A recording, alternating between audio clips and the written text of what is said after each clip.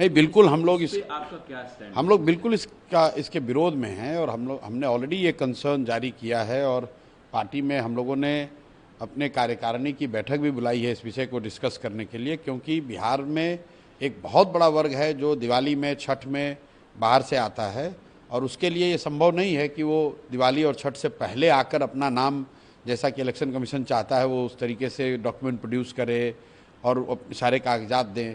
तो उस तरीके से तो बिहार के 30-40 लाख लोग जो दिवाली छठ में यहाँ आएंगे वो कोई भी वोट नहीं कर पाएगा और ये तो उनके साथ बहुत बड़ा अन्याय हो जाएगा। विपक्ष इसको लेकर के सड़कों पे उतरने की बात कर रहा है। तेजस्वी यादव कह रहे हैं कि वो बीजेपी का बी टीम की तरह काम कर रहा है। इलेक्शन कमीशन, कांग्रेस भी इलेक्शन कमीशन को नहीं, देखिए, इलेक्शन कमीशन पर इस तरह के आरोप वो पिछले कुछ वर्षों में लगते रहे। आप बंगाल चुनाव के बाद मेरा स्वयं का स्टेटमेंट जाकर देख लीजिए, ऑन टेलीविज़न, ऑन कैमरा मैंने कहा कि इलेक्शन कमीशन जिस तरीके से काम कर रहा है वो निश्चित तौर पर लोगों को ऐसा लगता है कि election commission Bharatiya Janata party का या सत्तारूढ़ दल की मदद करने की कोशिश कर रहा है।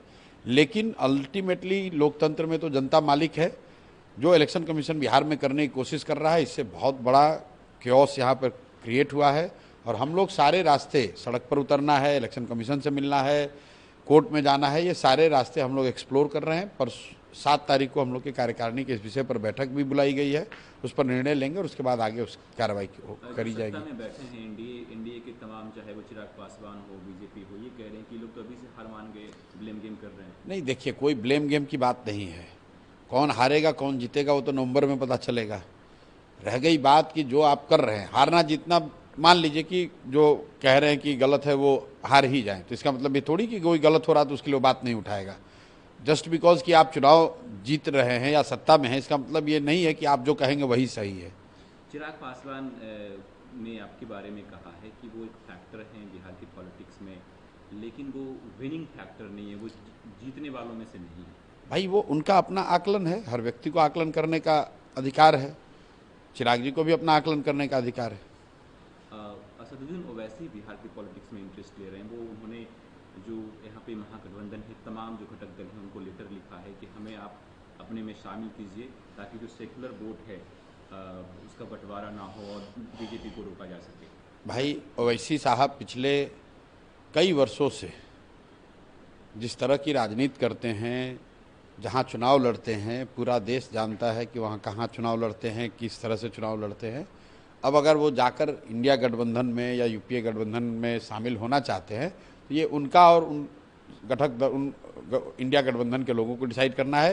हमारे लिए असदुद्दीन ओवैसी बिहार में ओवैसी साहब कोई फैक्टर नहीं है। आरजेडी ने कहा है कि आप अगर मदद करना चाहते हैं तो आप चुनाव मत लड़िए, आप हैदराबाद में लड़िए चुनाव, बिहार में क्यों लड़ते हैं चुनाव? फिर वही बात है, ये तो अब उनके बीच का मामला है ना, मुझे उससे क्या मतलब है। मेरे को, मैं कह रहा हूँ ओवैसी साहब कोई फैक्टर बिहार में नहीं है।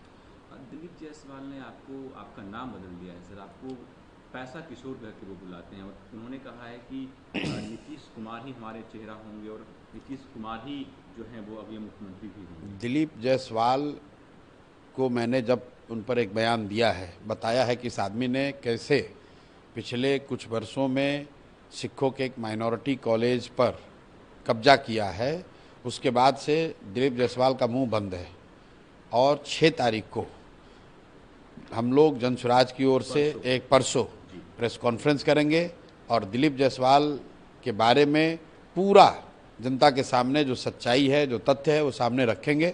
उसके बाद दिलीप जायसवाल को जो बोलना होगा बोलेंगे। दिलीप जायसवाल से आप जाकर ये पूछ लीजिए कि सर, आपने ये कहा था कि साइबर सेल में आपने प्रशांत किशोर के खिलाफ कंप्लेन किया है, एफआईआर किया है, तो उस एफआईआर का क्या हुआ? कहाँ गई पुलिस? सरकार तो आप ही की है, तो पुलिस आकर प्रशांत किशोर से क्यों नहीं पूछ रही है? ये तो झूठे लोग हैं।